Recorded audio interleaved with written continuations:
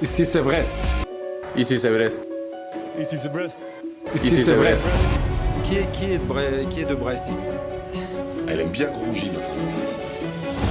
Le doublé de Jérémy Le Doiron. Donnez-lui le ballon d'or.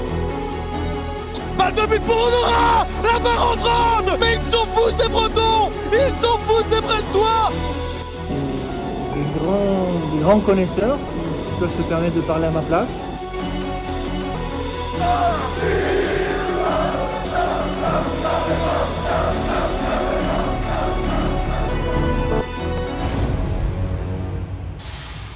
C'est bon d'aimer le Stade brestois. Brestoise, Brestois, on se retrouve finalement pour cette échéance qui est bien plus importante qu'on ne l'imaginait il y a quelques semaines, il y a quelques mois évidemment.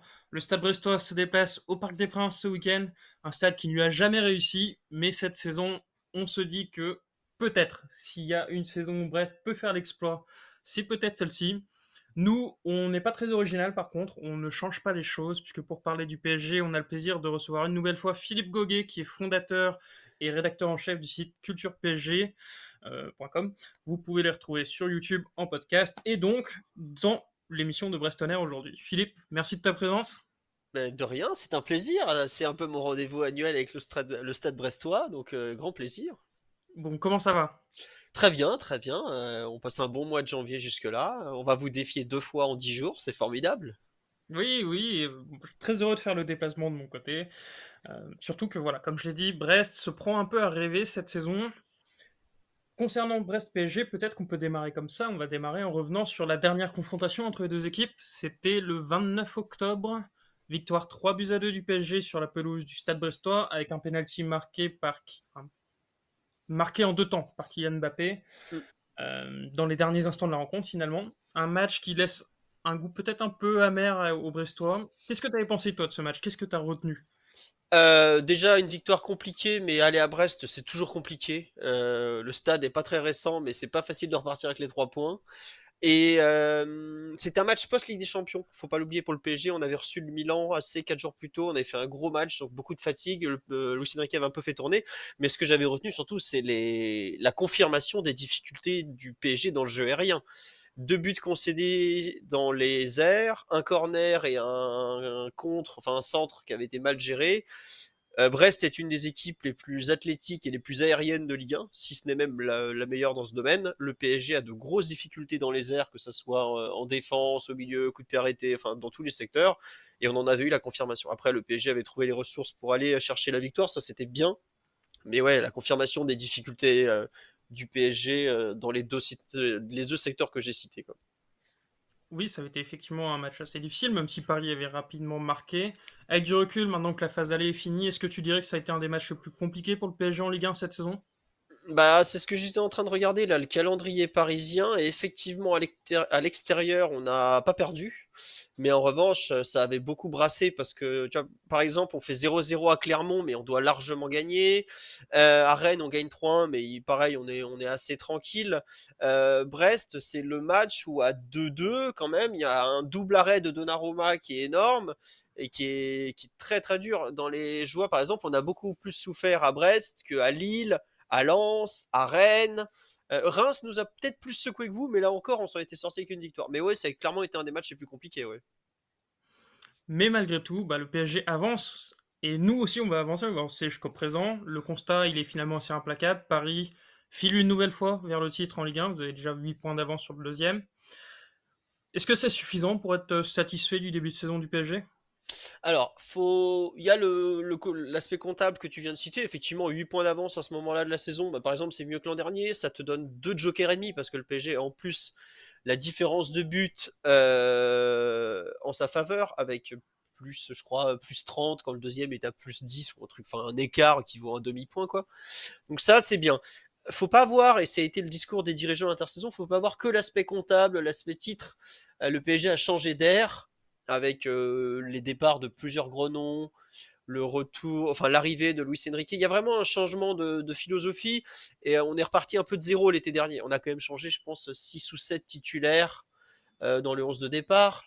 Donc, je suis satisfait, mais certains te diront ouais, le PSG est pas si fort que ça, ouais, mais vu d'où on partait, vu où on voudrait aller, on n'est pas trop mal. On n'est pas top, mais on n'est pas trop mal. Voilà. Donc moi, je suis plutôt satisfait de l'avancement général du projet, même si ça peut paraître parfois un peu surjoué.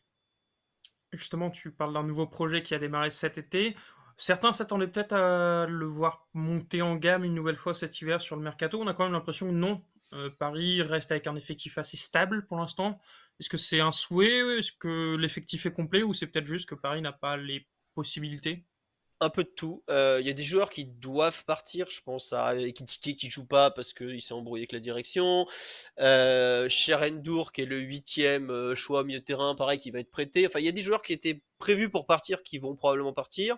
Au niveau des arrivées, on a déjà fait signer un joueur, hein, quand même, Lucas Beraldo, que je pense que vous verrez plutôt en Coupe de France, un central gaucher, qui est en gros la doublure de Lucas Hernandez dans le système défensif parisien un peu particulier, où l'arrière gauche est en fait un central. Et au départ, on cherchait un milieu de terrain. On en a fait signer un là, aujourd'hui. Pour ceux qui ne savent pas, on enregistre un peu avant. Gabriel Moscardo, qui est un Brésilien de 18 ans très prometteur, mais qui a la spécificité d'arriver blessé, puisqu'il doit se faire opérer du pied. Au départ, le PSG cherchait un milieu de terrain en plus de lui, et vu qu'on a perdu 2 défenseurs centraux, donc Kimpembe qui a été opéré du tendon d'Achille qui est remplacé par Beraldo, et Milan Skriniar qui s'est blessé au Trophée des Champions. Le PSG cherche donc un défenseur central. Donc normalement, d'ici la fin du mercato, on devrait se faire prêter un défenseur central ou acheter, mais on manque un peu de moyens. Notre cible prioritaire étant Lenny Yoro qui vaut au moins 50 millions d'euros. Donc l'effectif est incomplet globalement, je dirais, en défense centrale et au milieu. Et si Mukiele part au Bayern comme c'est possible, il nous manquera également un arrière droit. Mais jusque-là, en fait, Luis Enrique donne un rôle tellement particulier à Kimmich, c'est même pas vraiment un arrière droit qu'il nous faut. C'est un milieu de terrain capable de jouer à la fois relayeur, arrière droit, défenseur central, enfin vraiment ailier, un joueur qui est introuvable en gros. Voilà. Donc assez complet, oui. Et il n'y aura pas de bouleversement d'ici au match de dimanche. D'accord, pas de bouleversement d'ici au match de dimanche.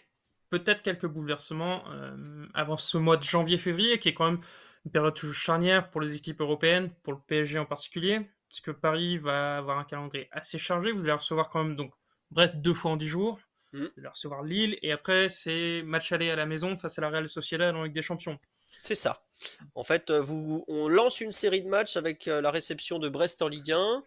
Ensuite, on va, si je ne me trompe pas, on va à Strasbourg. Mais en fait, le calendrier n'est pas trop mal fait. C'est que on vous reçoit, on va à Strasbourg 5 jours plus tard. On vous reçoit de nouveau 5 jours plus tard en Coupe de France. Et ensuite, ça s'accélère un peu. C'est 3 jours après, on reçoit Lille. Et on reçoit encore 4 jours après la Real Sociedad. Je pense qu'il y aura du changement sur la deuxième rencontre. Celle de Coupe de France, parce que jusque-là, Luis Enrique a fait tourner en Coupe de France. Il y a des joueurs que vous verrez probablement pas en championnat. Je pense à Beraldo notamment, peut-être pas Asensio, Gonzalo Ramos, Colomboigny. Tout ça, c'est des joueurs qui ne devraient pas débuter en championnat, qui devraient plutôt débuter en Coupe de France. Il y aura, je pense, facile 5 changements dans le 11 de départ entre le championnat et la Coupe de France. Mais le turnover, il est plutôt à attendre en Coupe de France. D'accord, plutôt en Coupe de France. Donc Ouais. ce dimanche, ça sera a priori l'équipe type. Il faut bien ça, hein. On va se lancer un peu des fleurs côté brestois, mais Brest, 3e de Ligue 1, 9 matchs sans perdre, toutes compétitions confondues, et quand même 8 victoires. Comment on attend ce match du côté de Paris? Est-ce qu'on se dit que ça peut être un piège, un peu comme quand vous avez reçu Nice, ou non, finalement ça va, c'est serein? Pour l'instant, les supporters parisiens sont surtout tournés sur le mercato, je ne vais pas te mentir.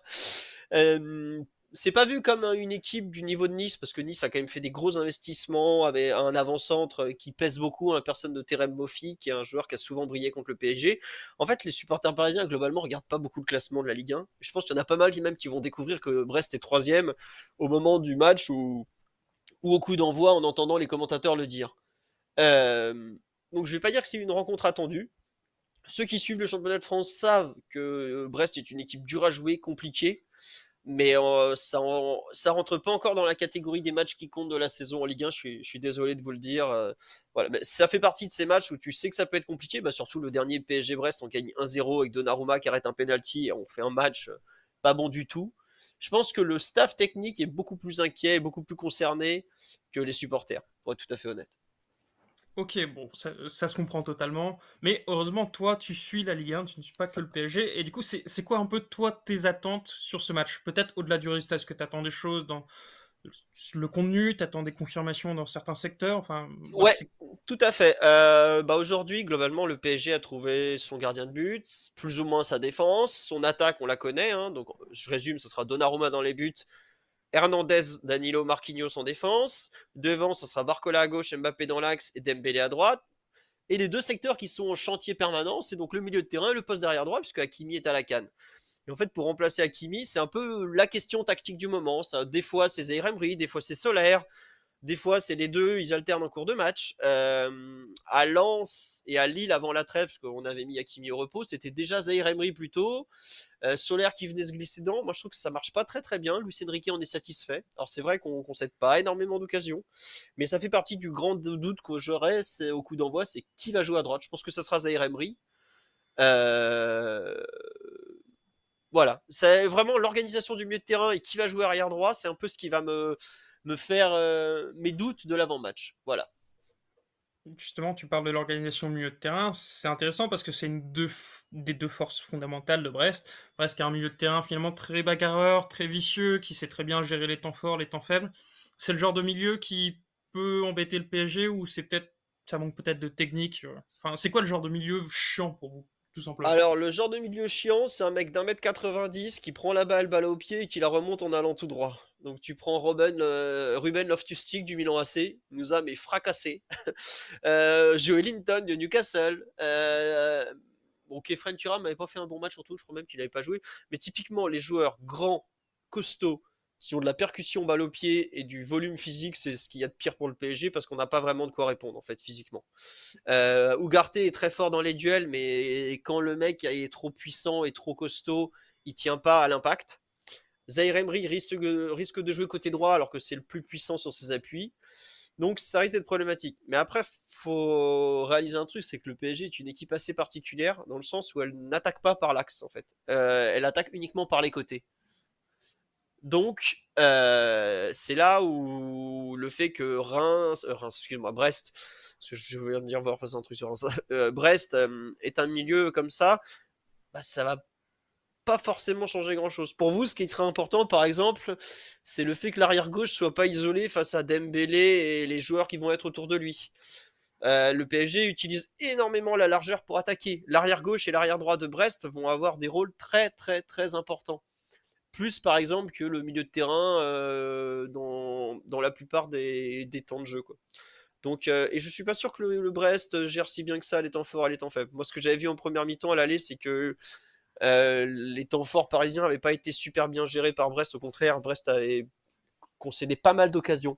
Je crois qu'en première mi-temps, on a quelque chose comme 5 occasions franches. C'est rare qu'on en ait autant en première mi-temps. En général, on a des occasions en deuxième mi-temps parce qu'il y a un phénomène d'usure vu que le Paris prend le ballon et fait tourner. Voilà. Donc, je sais, honnêtement, c'est pas du tout le milieu de terrain de Brest que je crains le plus. C'est les coups de pied arrêtés parce que, comme je vous l'ai dit, Brest est grand. A beaucoup de joueurs de taille, que ce soit Mounier, Le Doiron, vos défenseurs qui montent, un bon tireur, même un très bon tireur avec Del Castillo. Et le PSG a beaucoup de mal à défendre les coups de pied arrêtés.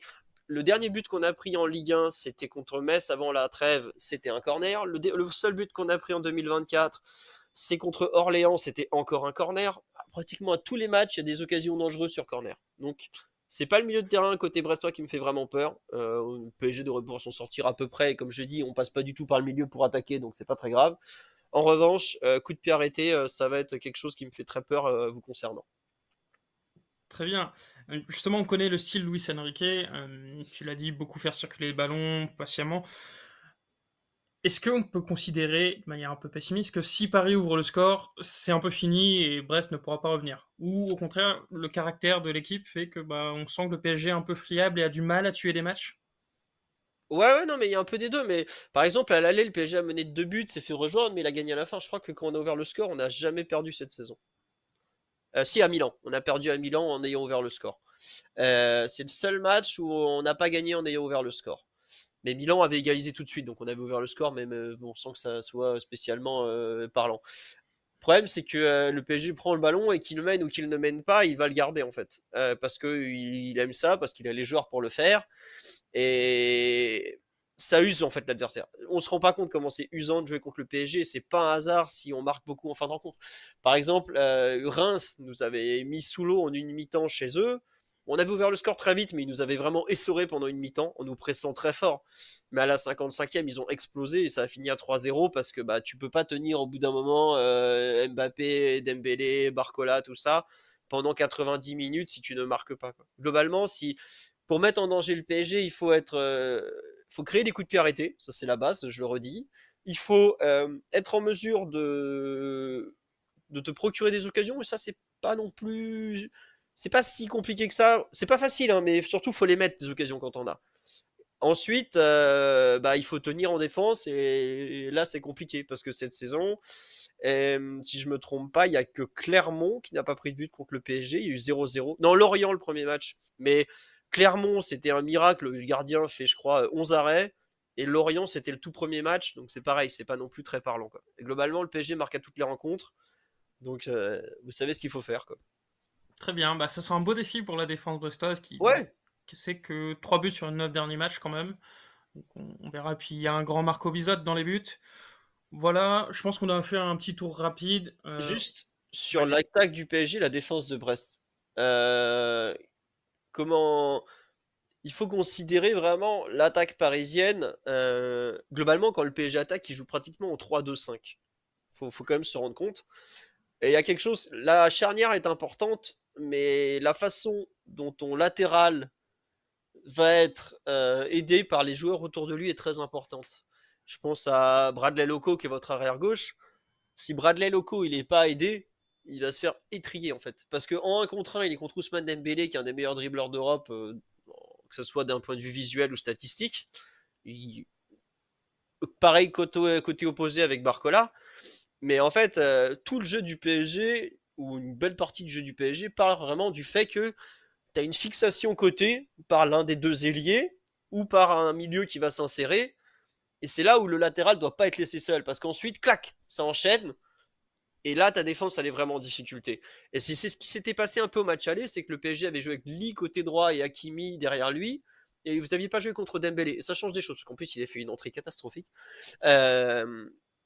Lee n'est pas là, ça c'est pas très grave dans le fond. Hakimi n'est pas là, ça c'est très bien pour vous, parce que la paire la plus forte du PSG, c'est pas du tout Dembélé-Mbappé, c'est Dembélé-Hakimi en fait. Et si Brest défend bien, Brest saura isoler Dembélé du reste de l'équipe. Alors attention, isoler Dembélé du reste de l'équipe, c'est très très dur. Collectivement, cette saison, j'ai vu à peu près que, au Parc des Princes il y a à peu près que Newcastle qui a réussi. Et Newcastle, malgré ses résultats un peu moyens cette saison, est défensivement une top équipe. C'est ultra bien organisé, Newcastle. Il n'y a qu'eux qui ont réussi à sortir Dembélé du match et à le couper de Hakimi ou du joueur autour de lui. Si Brest est une équipe qui défend si bien que ça, elle saura le faire. Je suis pas certain que Eric Roy soit tactiquement capable de ça, je vais pas mentir. Le défi est soulevé, comme je l'ai dit, Brest aime bien relever les défis cette saison, on verra. De toute façon, nous on sait que la clé sera entre les mains de Pierre Lesmelou et de Madi Camara, qui justement ont ce rôle défensif. Oui, ça fait un peu sourire, mais voilà. Surtout le deuxième, on va dire. Mais bon, je me souviens de supporters stéphanois en train de fêter son départ, mais bon, il est devenu un bon élément chez vous, donc... Tout à fait. On va terminer sur un classique, quelque chose un peu compliqué, je t'avoue, quand on vous reçoit. C'est quoi un pronostic? Sachant que ça peut être un 4-0 et on n'a pas grand-chose à dire si la personne en face nous dit 4-0, tu vois. Non, je pense pas qu'il y aura 4-0. Trop d'absents côté PSG. Brest qui est trop dur à jouer pour nous par rapport à nos qualités et nos défauts surtout. Plutôt 2-1. Vraiment, moi je vois pas le PSG se balader. Hein. Faut pas croire, on se rend pas compte à quel point l'absence de Hakimi pèse sur le dispositif offensif parisien. On le voit comme un arrière droit, mais chez nous c'est beaucoup plus que ça. C'est limite le 3e joueur offensif le plus important après Mbappé et Dembélé. Donc faut savoir raison garder, et surtout en ce moment Luis Enrique est dans une phase un peu de la possession très très lente, pas très lente mais très protectrice en fait. Il sait que sa défense n'est pas non plus top, qu'il a perdu Skriniar, donc on se jette pas du tout à l'attaque. Le match typique, c'est Lens PSG où on marque, on gagne 2-0, mais on n'a pas tant d'occasions que ça pendant 1 heure. Donc c'est plus dans ce style-là qu'il faut s'attendre. Mais 2-1 Paris avec un but de Brest sur coup de pied arrêté, je pense que je vois bien un truc comme ça, en tout cas. Très bien. Et tant qu'à y être, même si on est un peu loin, la Coupe de France, Paris l'a pas gagnée depuis 3 ans. Ça va pas laisser passer à côté? Attention, parce que cette saison, les joueurs parisiens et l'entraîneur parisien semblent très déterminés à vouloir la gagner. Attention. Je pense qu'on va pas la jouer par-dessus la jambe, et surtout, pour certains joueurs qui la jouent, c'est un peu la compétition où ils vont pouvoir gagner du temps de jeu et ensuite espérer plus. Donc ça la joue vraiment à fond. Et, aussi bien Orléans que Revel, qui sont nos 2 premiers adversaires, c'était des petites équipes, ça a été joué de façon très sérieuse. Donc voilà. Très bien. Et ben on se dit rendez-vous dimanche, puis dans 10 jours après. Merci beaucoup, Philippe. Voilà, de toute façon, comme d'habitude, les avant-matchs, les conférences de presse, les compos, c'est retrouvé sur culturepsg.com. Je pense que, voilà, en ce moment, tu m'as dit que vous faites une vidéo par jour sur YouTube, donc ne pas hésiter à aller jeter un œil. Vidéo d'actualité, pour ceux qui savent. Donc certains, au bout de 3-4 jours, des fois c'est un peu périmé, mais bon, on tente un peu comme ça de changer un peu le modèle, et voilà. Très bien. Et ben on espère voir celle de lundi, si possible aux couleurs brestoises, mais voilà. Merci beaucoup, Philippe, et bon match. Bah pas de souci, merci à vous, et bon match aussi, bonne fin de saison ensuite.